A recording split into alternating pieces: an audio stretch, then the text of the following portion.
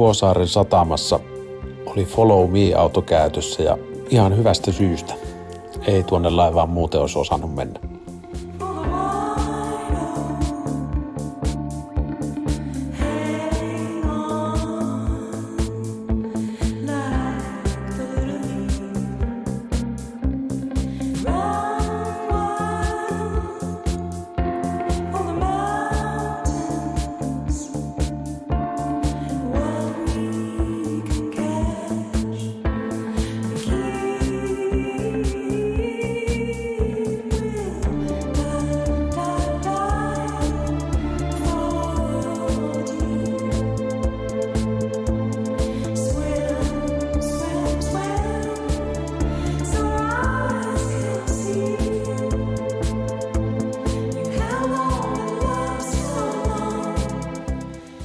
Ja sitten harjoiteltiin talliin peruttamista ylämäkeen, takoperin tietysti.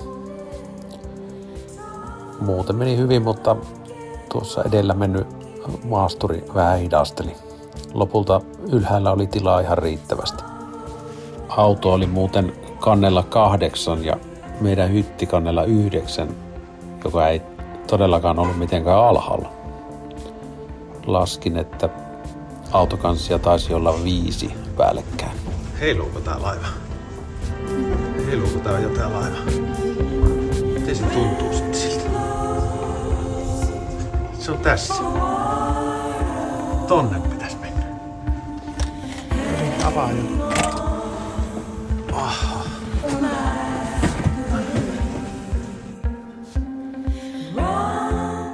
Katoppa, mikä meitä täällä odottaa.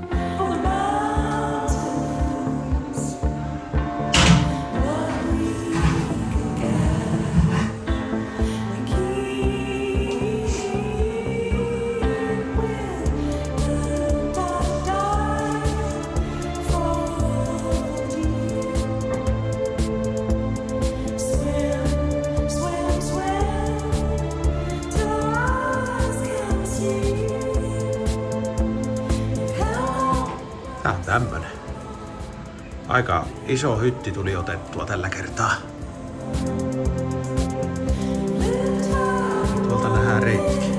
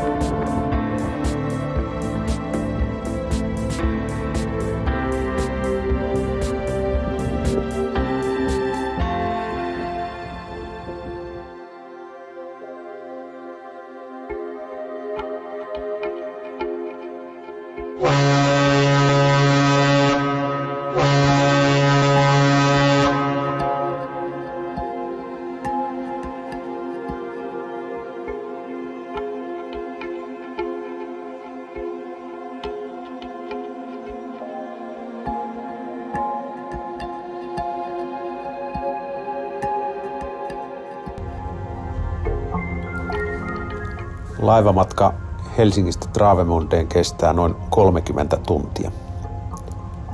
Ei nettiä, ei puhelinta, ei muuta kuin aikaa. Nukkua, täyttää ristikoita, syödä. Nukkua, täyttää ristikoita, syödä. Saunoa, syödä, nukkua.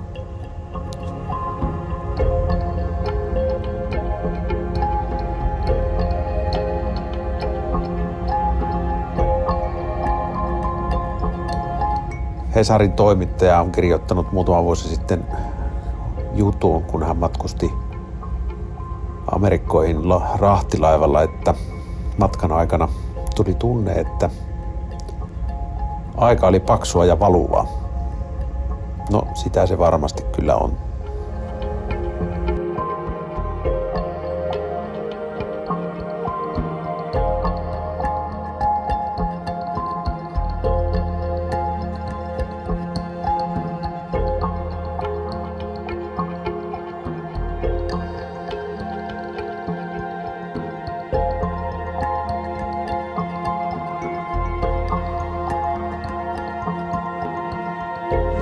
Melko tuuli. Kyllä. Jäätyy mennään.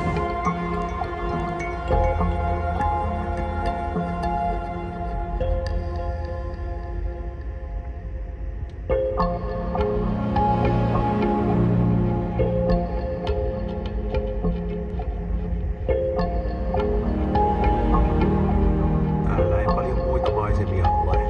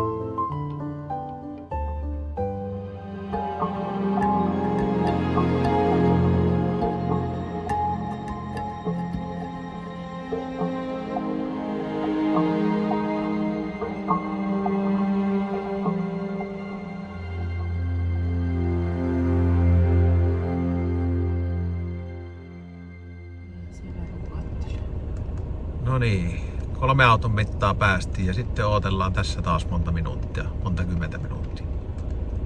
Ei täältä pääse pois. Lopulta puoli tuntia autossa istumisen ja ajelun jälkeen pääsimme majapaikkaan. Ja sitten alkoikin uuden vuoden juhlinta. No, kyllä me sitten nukuttiin kuitenkin muutama tunti.